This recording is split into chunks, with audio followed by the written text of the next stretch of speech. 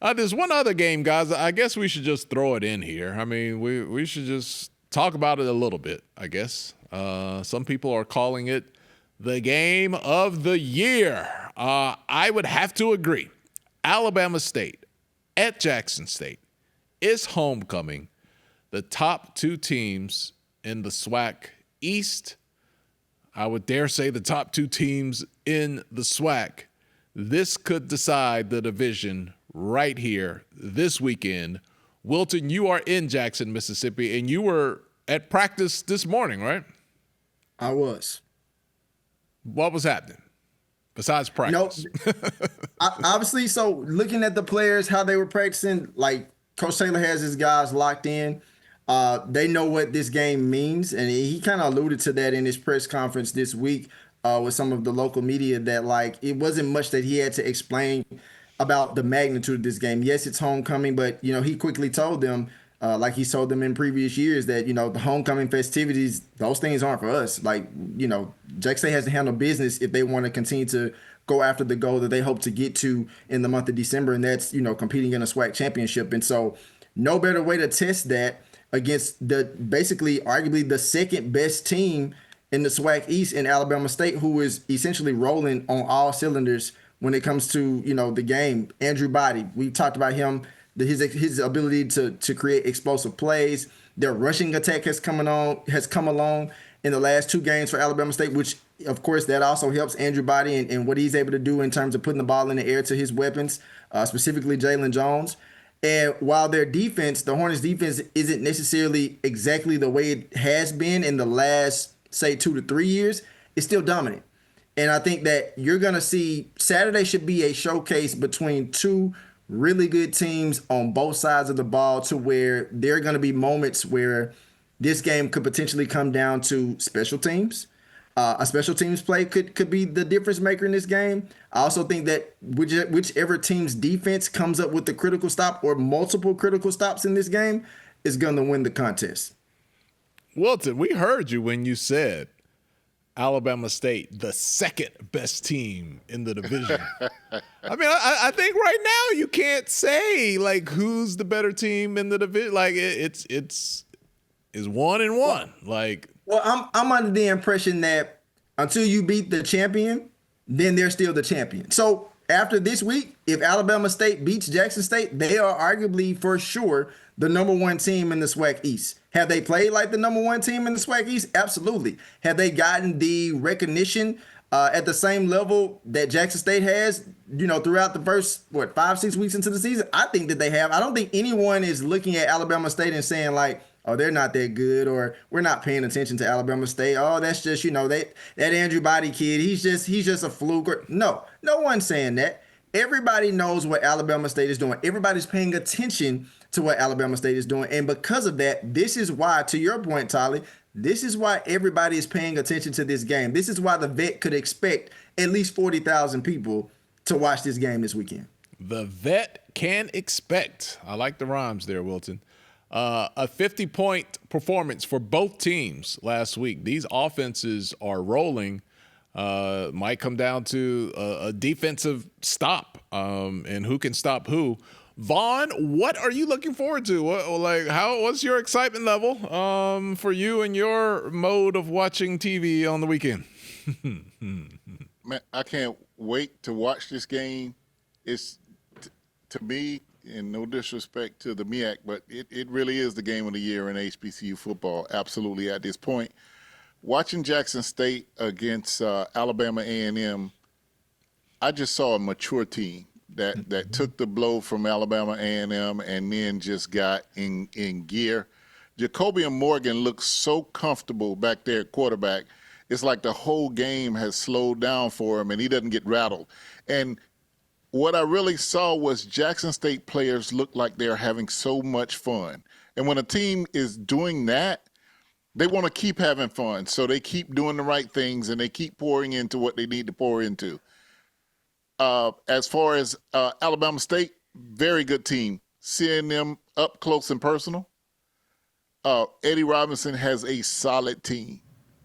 And so I don't think there's been as much excitement around this game since the game after they put Dion up on the scoreboard at Alabama State. That was a spring. I was at that game. That was that spring season. They put the spring. Yeah. I don't think there's been this much excitement since the game after they put Dion up on the screen at Alabama State.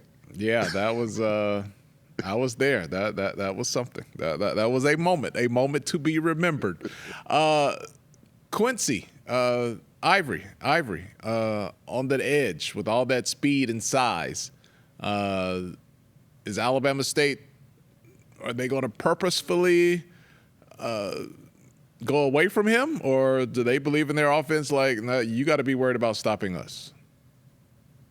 I think that you definitely, if you're Alabama State, you want to scheme for him. I wouldn't be surprised if they maybe sent some potential doubles his way to, potentially slow down his impact and get into Andrew Body or stopping the run. But he's definitely a force, and that's a force that if you're really looking at this team, you want to know where Quincy Ivory is at all times. And the crazy thing is, Tolly, is that like if you think because he has this impact on the field, Quincy Ivory is really not a guy that talks a lot. He's a man of very few words. But when he steps on that field, do know that he's coming for Andrew Body with everything in his power to get him down on the ground. This is going to be, man, we might decide the division. We might also decide the SWAC player of the year. Jacobian Morgan was the preseason pick. Just wasn't a lot of talk about Andrew Body because he had been injured for the last handful of seasons coming in. Vaughn, this is like 3 games in one. Like there could be a lot decided on Saturday. There are a lot of different scenarios going into the game Saturday. What I did like about Alabama State that I've seen is they've won different ways offensively. They've won with they barely lost to UAB on Body's legs. They've won with Body passing, and then in the FAMU game, he was Jalen Hurts. He managed the game. He didn't have to do anything spectacular. He only threw 18 times, but he managed the game. So seeing them win in different ways shows that he can adapt to the adjustments that are made. So it will be interesting to see how these offenses match up against each other. Like I said, these are the 2 best offenses in the SWAC, to me by far. And it'll come down to which defense can stop the other consistently and who masters special teams.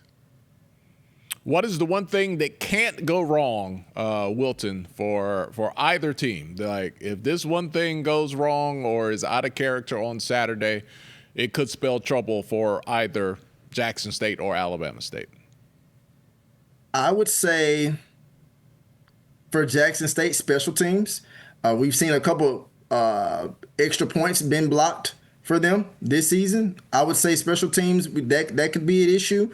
And I'll say this other point, specifically from the secondary standpoint, even though I don't think it's going to be the biggest issue, if they're not ready at all times for, in terms of paying attention to Andrew's Body with his eyes, in terms of looking for his weapons down the field, that could spell trouble, especially when Alabama State has a dynamic receiver in Jalen Jones who's looking to take the ball to the house for a touchdown. And, of course, obviously, Alabama State has some other weapons as well. But I think if special teams, you want to make sure that you're locked in, then also that secondary for sure, if you're Jackson State. And there was one thing about Morgan earlier in the season. T.C. Taylor wanted him to look downfield and be more involved in the vertical passing game because he felt those opportunities were there, and Morgan either wasn't seeing them or was too quick to take off out of the pocket. That did not seem to be a problem against A&M. They much more vertical since Morgan has come back from his injury. And talking about Alabama State, and we're talking about special teams, a lot of people forget on the Alabama State sideline is a very, very good special teams coordinator and coach in Terry Sims, who used to be Bethune-Cookman's head coach. Terry is a special teams guru. He can pounce on any weakness that he sees. So I think that would be an addition for Alabama State in this game this weekend will be the fact that Eddie Robinson can lean on Terry Sims. I always like when there are two head coaches on a team because sometimes you just need another voice to bounce off of. And I think I've seen that relationship with Eddie Robinson and Terry Sims. On the other side, y'all know how I feel about a former coach being the head coach. I love it. I love everything about T.C. Taylor being the head coach at Jackson State University. There's a different swag of a former player leading a team. There's a different pride. There's a different sense of urgency. There's a different sense of everything when a guy that wore those colors on the field in those helmets and sat in those lockers, there's a different sense of urgency and there's a different just sense of whole pride about a former player being a coach of a football team. Wilton, have you liked Morgan's ability to get the ball downfield more in the last couple of weeks? I have. I think you started to see his comfortability in doing that in that Southern game, specifically in that second half, and it's really carried over from the Southern game to the Alabama A&M game. But you could see on full display that he had a certain layer of confidence that just was unmatched against Alabama A&M in that game. And I think that having seen him in practice, seeing how the way the players have corralled around him, this is an offense that is humming at the right time, and I think that as long as he's able to see the field in the way that he needs to, slows down. To Vaughn's point, the game does feel like it slowed down for him. I think that as long as he does that, I think he's going to be fine, and I think the more strikes that he takes downfield with that level of comfort that he has, I think this is a Jackson State offense that's definitely not about to slow down anytime soon. All right, let's Tolly, get when they do go downfield, another thing I noticed, watch Jackson State's other receivers when one receiver has made a catch. Mm-hmm. The blocking, the dedication to helping that guy get further or to the end zone, it's off the charts. The effort is on 100. And those are the intangibles. That is why Jackson State has been so good. It's almost as if the guys who aren't getting the ball have bought into the team concept and they continue to block and keep rooting for their guy. All right, picks. Wilton. Who's going to win? I have Jackson State winning this game anywhere between 7 to 10 points. More so leaning to that 7, and I think that touchdown may come somewhere maybe late in the third quarter, that game-deciding touchdown, either in the third quarter or early in the fourth quarter. Vaughn, I'm sorry, y'all caught me yawning. And not that the show's boring, I just yawn from time to time. Vaughn, who are you going to pick? It's in Jackson for homecoming. Got to get an edge to Jackson State. I'd say about 6 points, like 31-25, something in that nature. Yeah, I think it's going to be an evenly played game. I think the way the vet is going to be rocking, man, it just feels like that gives Jackson an extra 2 to 3 points to me. I wouldn't be surprised if it goes either way. But if you were like, you got to absolutely make a bet, I would say Jackson by 3. But if it was in Montgomery, I could very easily go the other way. But I think the home environment will be part of the deciding factor because that place is going to be rolling on set. Because Wilton, they really where was the Southern game, Wilton? It was in Baton Rouge. It was in Southern. It was at Southern. Yeah, it was in Baton So there Rouge. really hasn't been a game at Jackson this year that's been like, like everybody. I was there for Tuskegee. It was okay. I'm sure Hampton was all right, but this game. And I was at the game for Hampton. It was, of course, the first game of the season, but the first game of the season, the Tuskegee game, is nothing compared to a Jackson State homecoming crowd inside Veterans Memorial Stadium. That place is going to be rocking. You're going to see a ton of blue and white.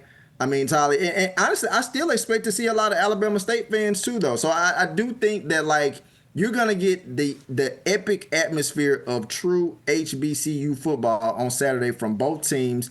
I mean, again, you couldn't ask for a better contest in the middle of a season, and especially in the most critical part of the season, in the month of October. The temperatures are slowly starting to go down.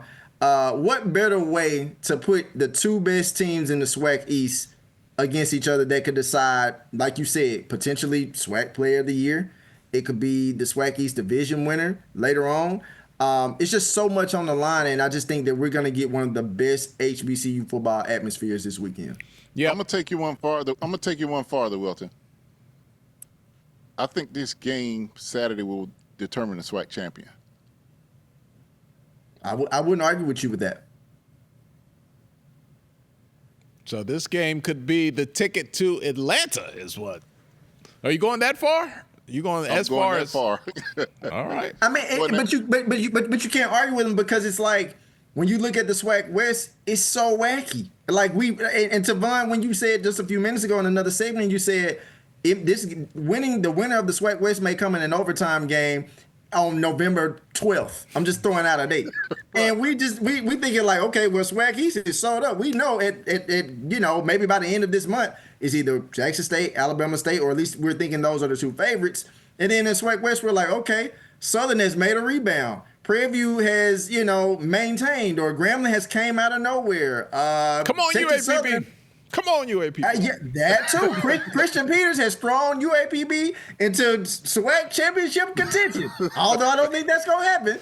But at the same time, it's just like, you just don't know. Right now, we're looking at Prairie View and Texas Southern. And this is what? October 9th. Right. By November 9th, it could be Southern, Prairie View. Valley. There you go. Rest my case. Yeah, I just think those two teams have been consistent all year. They're playing at a level of focus that just in my mind, I